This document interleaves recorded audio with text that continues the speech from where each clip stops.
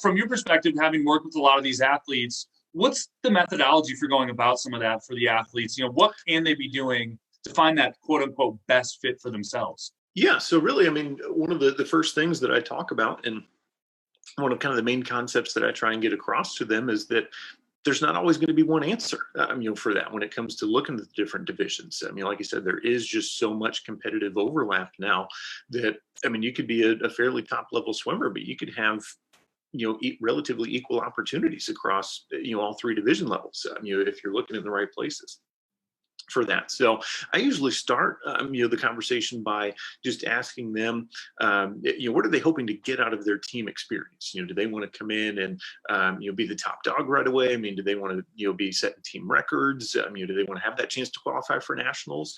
Okay, well, let's look at where you are and let's see, where you have the best chance at doing that. Or, are you somebody that wants to come in and be on the most competitive team that you can, and you're okay maybe being at the bottom end of the roster, with that, or, anywhere in between there. That's usually kind of the first thing to figure out, for a lot of, folks that I'm working with. And then from there, we kind of, apply that to say, okay, well, then as we analyze these rosters, where do you fit in with them?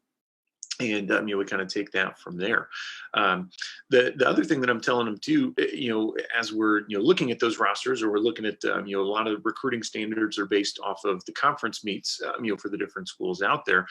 I say, hey, the division level, when you're looking at those times, doesn't necessarily matter. Just look at the times themselves. Look at what that conference is putting up, look at what that school is putting up, and see where you fit, within that roster. And then from there, we'll kind of work backwards, to fill in, some of the other details, with it. So again, like we mentioned earlier, one of the big advantages with swimming is it's so much based on those times. It's very easy to sit there and analyze exactly where you'd fit, on any given roster, for that.